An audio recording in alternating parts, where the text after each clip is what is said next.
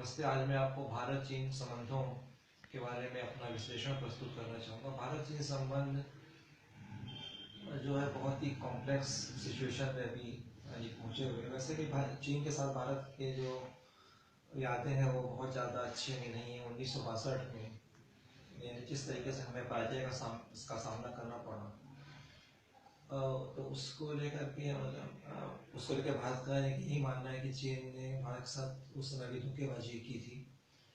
1988 में प्रधानमंत्री राजीव गांधी के समय से चीन के साथ एक संबंधों में पुनः गर्माहट आनी प्रारंभ हुई। और अब ये जो संबंध है कूटनीतिक मतलब राजनीतिक स्तर पर तो शायद उतने ठीक नहीं हुए, लेकिन आर्थिक तौर पे अगर हम देखें तो संबंध जो बहुत ज़्यादा परवान यानी कि चढ़ चुके हैं।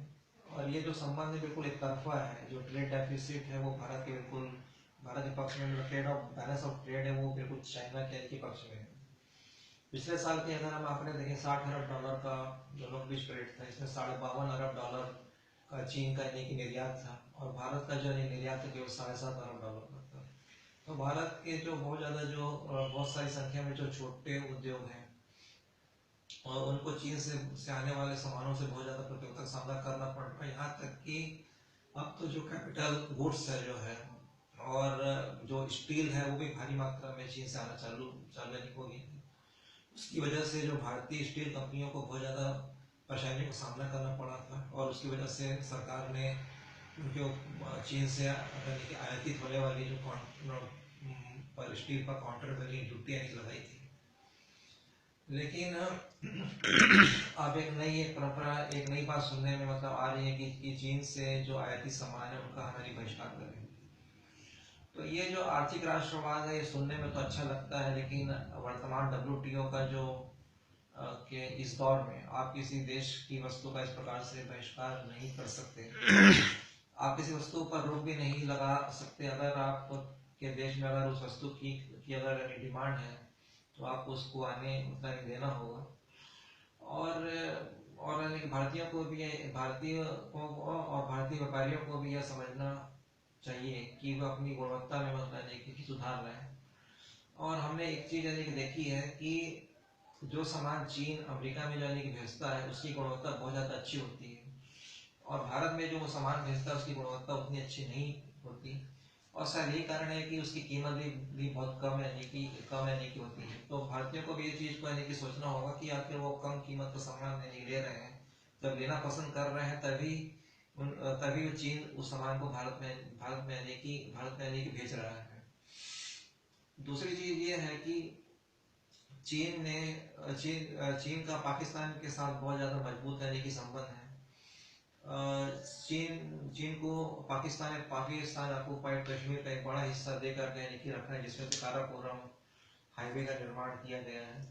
अभी जो एक आर्थिक गलियारा बन रहा है जो कि चीन के सिक्किम प्रांत से होकर के पाकिस्तान के जो बंदरगाह यानी कि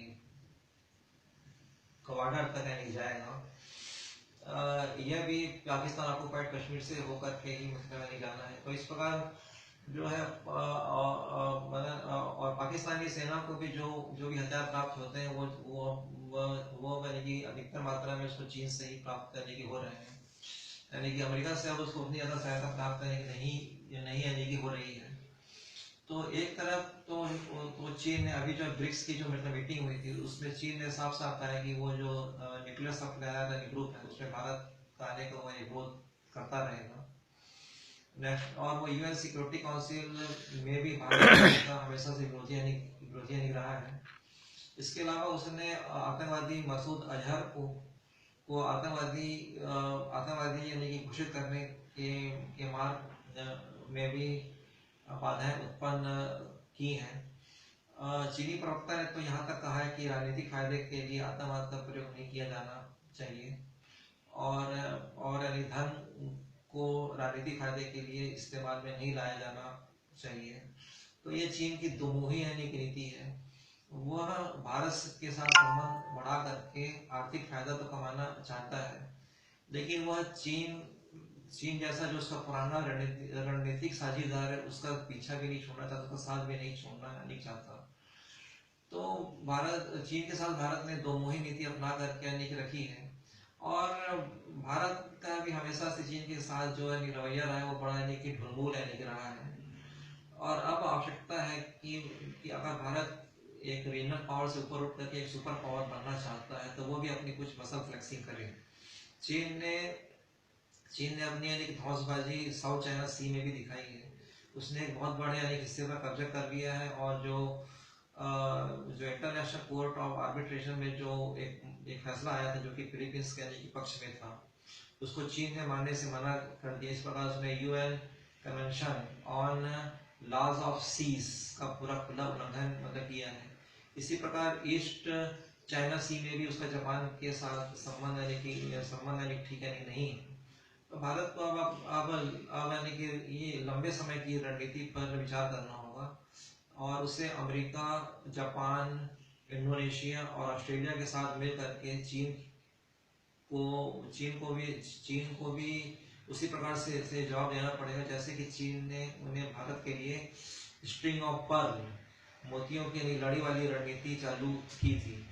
तो मेरा यही कहना है कि मतलब भारत को जो चीन की असली यानी नीति है उसको समझना यानी कि चाहिए और अपने रणनीतिक और सामरिक और आर्थिक हितों को यानी सुरक्षित बनाए रखने के लिए पूरी कर्मठता से इसे कार्य करना चाहिए। धन्यवाद।